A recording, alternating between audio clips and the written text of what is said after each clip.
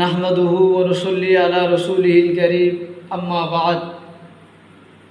দেশ বা প্রবাস থেকে যারা আমার কথা শুনতেছেন সবাইকে জানাই আসসালামু আলাইকুম ওয়া রাহমাতুল্লাহ।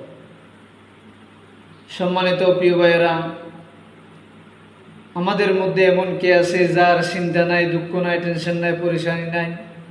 সবার তো দুঃখ, পরেশানি, টেনশন আছে। অনেকে তো আছে ঋণগ্রস্ত মানুষ, যারা টেনশনে পরেশানি, সবসময় দুঃখ পরেশানিতে আছে।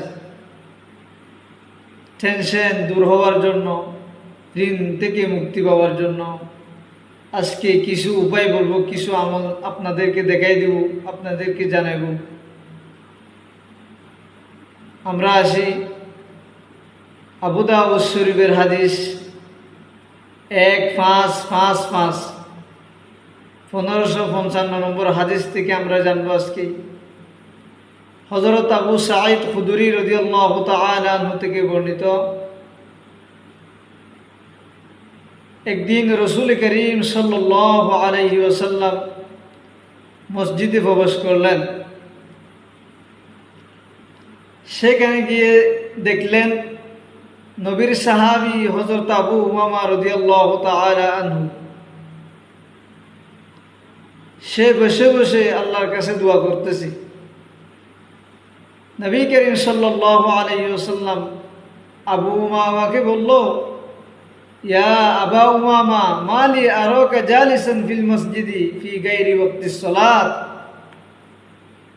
হে আবু উমামা, তুমি কেন নামাজের ওয়াক্ত ছাড়া মসজিদে বসে থাকছো, মসজিদে অবস্থান করেছো?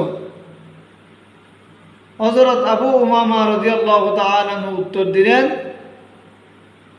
ক্বালা হুমুমুন লাজিমাতনি ওয়া দুয়ুনুন ইয়া রাসূলুল্লাহ।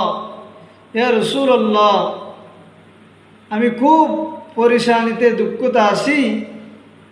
আমি ঋণগ্রস্ত মানুষ, আমি ঋণেতে আছি। ঋণের কারণে আমি আজকে মসজিদে এসে আল্লাহর কাছে দোয়া করতেছি। রাসূল করিম সাল্লাল্লাহু আলাইহি ওয়াসাল্লাম তাকে বলল, হে আবু উমামা, আমি কি তোমাকে এমন কিছু বাক্য শিখিয়ে দিব যেগুলো তুমি আমল করলে, যেগুলো পড়লে আল্লাহ রাব্বুল আলামিন তোমার সব দুঃখ, চিন্তা, পরেশানি দূর করে তোমার ঋণ পরিশোধের ব্যবস্থা করিয়ে দিবে? আবু উমামা রাদিয়াল্লাহু তাআলা আনহু বললেন, কুলতু বালা ইয়া রাসূলুল্লাহ। হে ইয়া রাসূলুল্লাহ, আপনি বলেন, আমাকে এমন আমল দেখিয়ে দেন।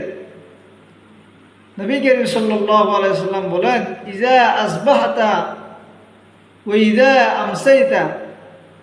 তুমি সকাল সন্ধ্যায় একটি দোয়া পড়বা, সকালে এবং সন্ধ্যায় একটি দোয়া পড়বা।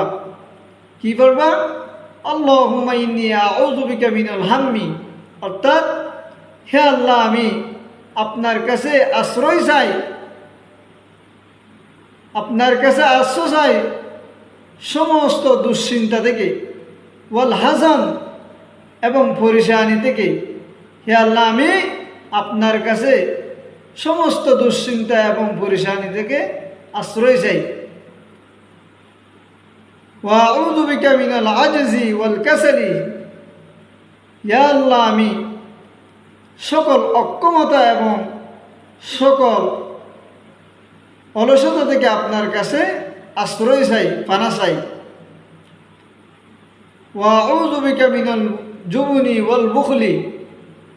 হে আল্লাহ, আমি আপনার কাছে আশ্রয় চাই সমস্ত কৃপণতা এবং কাপুরুষতা থেকে। ওয়া আউযু বিকা মিন গলাবাতিদ দাইন। হে আল্লাহ, আমি আপনার কাছে ঋণের বোঝা থেকে আমি আশ্রয় চাই। অকহারির রিজাল, এবং মানুষের ধমকি হুমকি থেকে আমি আশ্রয় চাই। এই দোয়াটি হযরত আবু উমামা রাদিয়াল্লাহু তাআলা আনহুকে নবীজি শিক্ষা দিলেন। ফাফআলতু যালিকা। এই দোয়াটি যখন আমল করলো, এই আমলটি যখন আবু উমামা রাদিয়াল্লাহু তাআলা আনহু করলেন, আযহাবাল্লাহু হাম্মি ওয়াকাযা আন্নী দাইনি। আল্লাহ রাব্বুল আলামিন হযরত আবু উমামা বলেন, আমার সমস্ত দুঃখ পরেশানি দূর করে আল্লাহ সুন্দরভাবে ঋণ পরিশোধের ব্যবস্থা করে দিয়েছেন। সম্মানিত প্রিয় ভাইয়েরা, যারা দুশ্চিন্তায় আছেন, যারা পরেশানিতে আছেন, দুঃখে আছেন, বিশেষ করে যারা ঋণগ্রস্ত মানুষ, ঋণ নিয়ে খুব টেনশনে আছেন, এই দোয়াটি আপনারা শিখিয়ে নেবেন। আবু দাউদ শরীফের 1555 নম্বর হাদিস। আপনারা এই দোয়াটি শিখে নেবেন, সকাল সন্ধ্যা পড়বেন।